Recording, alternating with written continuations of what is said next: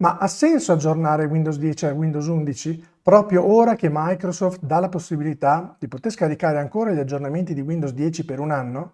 In questo video ti darò la mia opinione. Ciao, mi chiamo Alessandro Scola e qualche mese fa ho fatto un video in cui spiego come aggiornare Windows 10 a Windows 11 anche se non hai i requisiti richiesti da Microsoft. Se ti sei perso il video e vuoi provare anche tu, ti lascio il link. Oggi ti spiego la mia riguardo alla questione.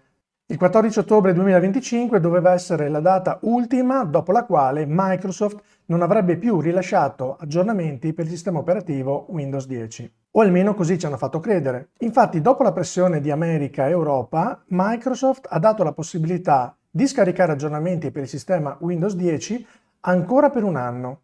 Chiaramente c'è una procedura da seguire che non ti spiegherò in questo video, ma vorrei dirti la mia riguardo questo argomento. Chiaramente è un'opinione, non è la verità assoluta, ma ti spiego quello che per me sarebbe giusto fare. Secondo il mio punto di vista non ha senso tenersi Windows 10 ancora per un anno. Perché?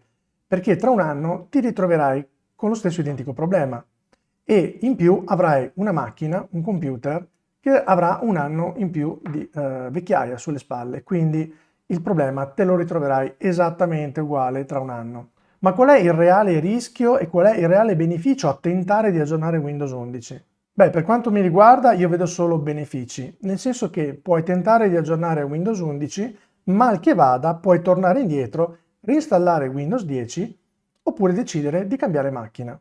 Se tieni Windows 10 sai che hai la possibilità di poter scaricare gli aggiornamenti di Windows 10 ancora per un anno, quindi fino al 14 ottobre 2026. Ma allora perché non tentare? Io lo so che tu nel tuo computer hai tutte le tue foto di famiglia, tutti i tuoi documenti, tutte le tue cose importanti a cui tieni veramente. Beh, prima di iniziare qualsiasi procedura, lascia che ti dica una cosa. Il fatto che il tuo computer è pieno zeppo di documenti che sono solo lì e non sono backuppati da nessun'altra parte, questo è un problema. È un problema non solo per aggiornare Windows 11, ma è un problema in generale. Infatti il tuo disco fisso potrebbe rompersi oggi, tra 5 minuti, tra mezz'ora o tra 5 giorni. Andresti quindi a perdere tutti i dati che hai. Il mio primo consiglio quindi è comunque di fare un backup delle cose importanti che contiene il tuo computer su un disco esterno. La soluzione migliore sarebbe usare un NAS. Che cos'è un NAS?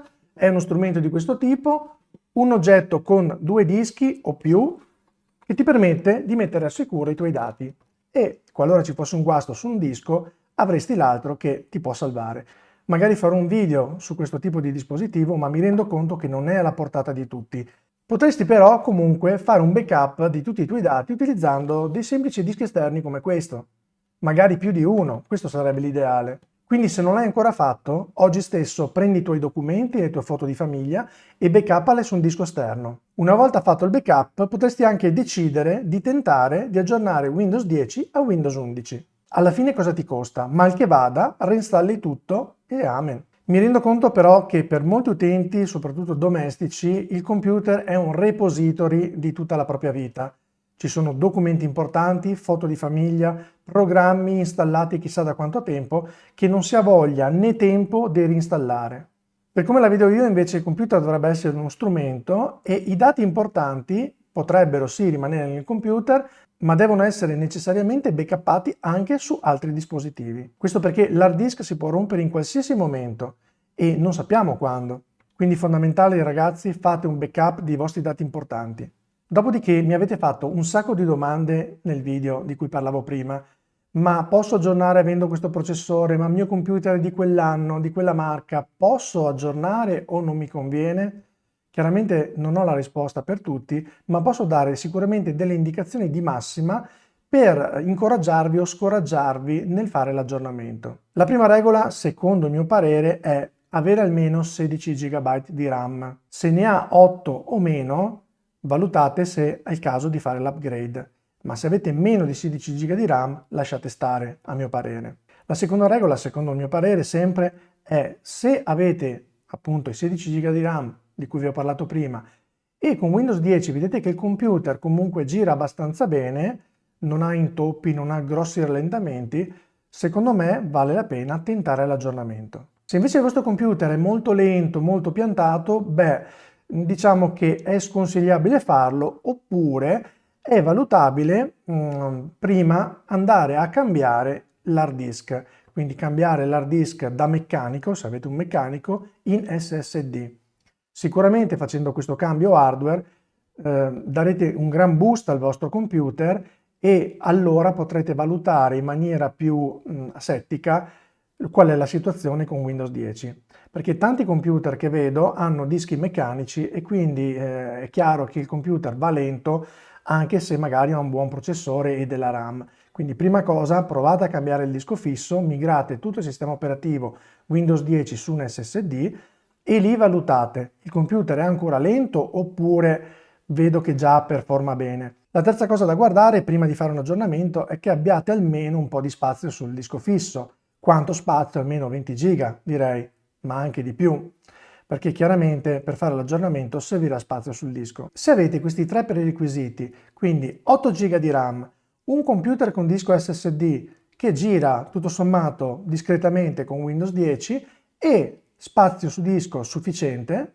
diciamo 20 giga o più, potete secondo me tentare l'aggiornamento a Windows 11. Cose da fare prima di iniziare la procedura che spiego nel mio video. Prima di tutto fare un backup dei documenti importanti, quello che voi avete e che ritenete importante esserci all'interno del vostro computer. Seconda cosa da fare, prima di iniziare la procedura di aggiornamento a Windows 11 dovete installare tutti gli aggiornamenti di Windows 10. Che cosa significa installare tutti gli aggiornamenti di Windows 10?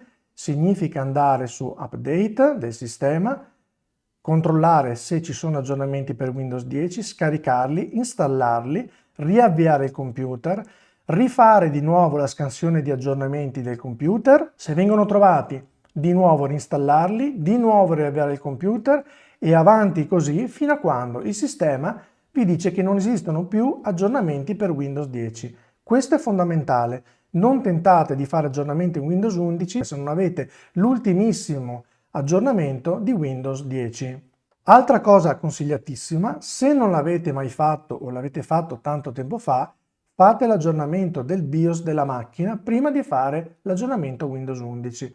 Diciamo che questa cosa non è proprio indispensabile, ma se avete un po' di dimestichezza è meglio che la facciate prima di fare gli aggiornamenti al sistema. Detto questo, potete aprire il mio video in cui vi spiego come fare l'aggiornamento. Potrete quindi decidere se installare Windows 11 sopra Windows 10, mantenendo però tutti i vostri programmi e tutti i vostri file, documenti, eccetera, che avete all'interno del computer, oppure se fare un'installazione pulita andando a cancellare Windows 10 e tutti i vostri documenti. Guardando i commenti al mio video vedo che tantissime persone, la maggior parte, la gran maggior parte, sono riusciti a fare l'aggiornamento a Windows 11 e qualcuno ha avuto dei problemi, ma come dicevo ci sta comunque, perché fa parte del gioco chiaramente. Quindi che cosa avete da perdere? Se avete fatto i backup e li avete messi al sicuro, tentate aggiornare Windows 11, mal che vada avrete una macchina che comunque può tornare a Windows 10. Ricordatevi che però tra un anno, se non fate l'aggiornamento Windows 11, dovrete necessariamente acquistarvi un computer nuovo. Fatemi sapere nei commenti se siete riusciti ad aggiornare a Windows 11 e ragazzi buona fortuna. Ciao!